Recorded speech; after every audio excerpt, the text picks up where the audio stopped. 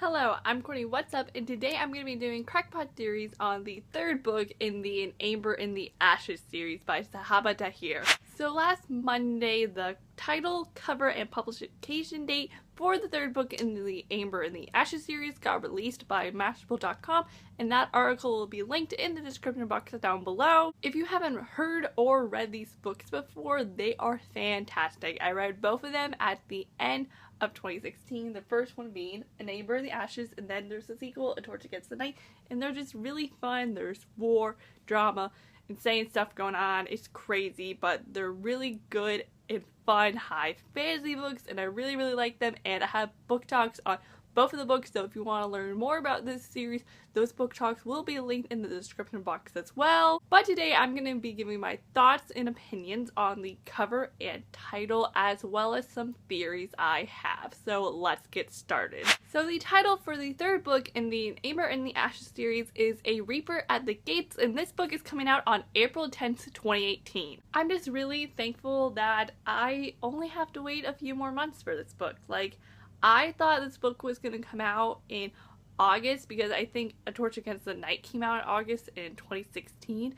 So I thought I was going to have to wait a really long time for this book. But April's not bad. That's a good month. And then we have the title A Reaper at the Gates, which when I first saw it, I was like, I didn't know how to feel. And then people on Tumblr were talking about it, and someone said they thought it was relating to Ilias, which I don't know. I guess, you know, now thinking about it, that actually does make sense because he's the Soul Reaper now. I honestly forgot about the fact that Ilias is now the Soul Reaper or Soul Catcher, whatever it's called, because I feel like I blocked out a memory, because when that happened, that was just so devastating for me to read because I didn't want it to happen, but it was the only thing to do. I feel like out of our three main characters, Ilias, Leia, and Helene, I feel like it's most likely going to deal with Ilias because of what's happened to him now, so that would make most sense. Like, I don't know how that could relate to Leia and Helene. Now, moving on, I'm gonna talk about the cover, which I have a lot of opinions on, but if you haven't seen it yet, I'm gonna show it to you all right now.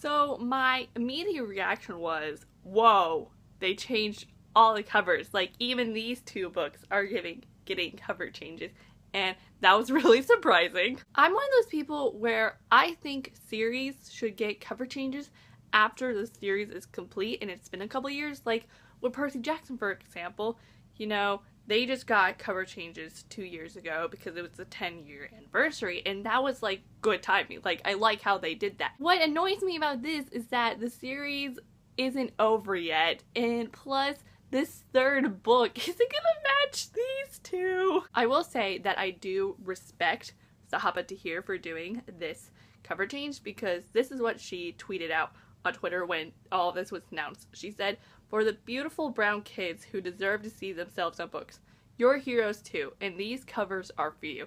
And I just really respect her for saying that. Like, that's amazing. You go Sahaba Tahir. That's wonderful.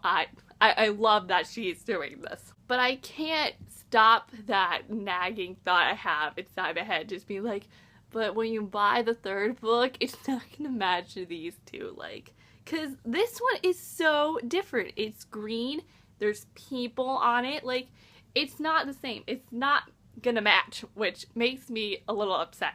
But like I just said, I respect Sahaba for doing this. Moving on from all of that, let's actually make some theories now, because boy oh boy, this cover is insane. So on this cover, we have our three main characters, Helene, Leia, and Ilias. And what stands out to me the most is Helene, because I've always had a hard time imagining her, especially with the mask. The masks throw me off all the time. Like, I remember reading The Name of the Ashes, and I just could not imagine Ilias or Helene with a mask, because that's just, I don't know why, that was just hard for me.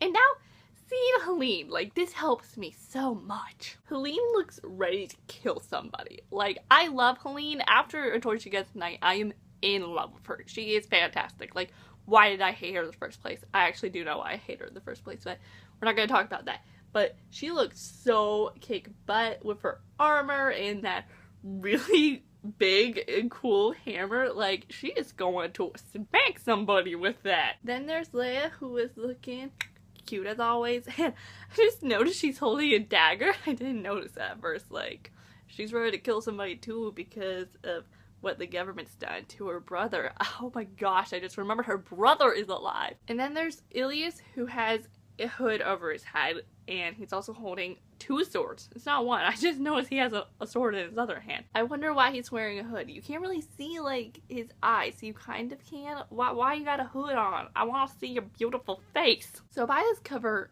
I am wondering if these three people are going to see each other and they're, like, gonna run into battle together, because I know Leia and Ilias are together because they're at wherever Ilias is now doing his Soul Reaper job, and they're in that little cabin with Leia's brother, who is now alive, and then Helene is at the palace because she's the Bloodstrike now and she's working for Marcus. Yeah, I just remembered. There's actually a synopsis here for each of the characters. Completely forgot about that. So first there's a little summary about Helene, who is, like I just said, the Bloodstrike now.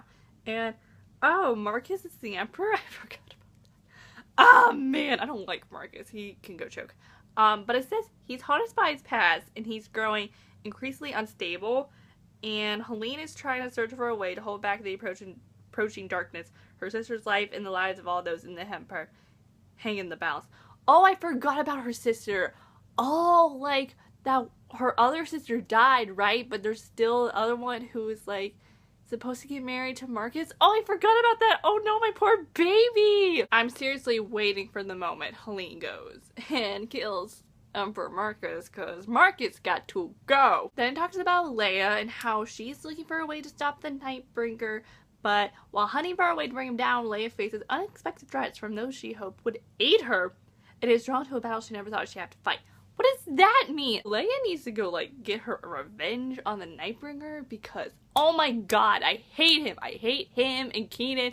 Oh, guys, I've always hated Keenan since the beginning. But I just want to know what it means that she's going to face unexpected threats from those she hoped would aid her. Who is that going to be? Is it someone we already know? Is it someone we're going to meet? Like, it can't be Ilias. It can't be Ilias. Oh my gosh, if it's Ilias, I will die. Then, speaking of Ilias, it talks about Ilias and how, he's in the land between the living and the dead. See, I was kind of right. And he has given up his freedom to serve as Soul Catcher. Oh, it's Catcher.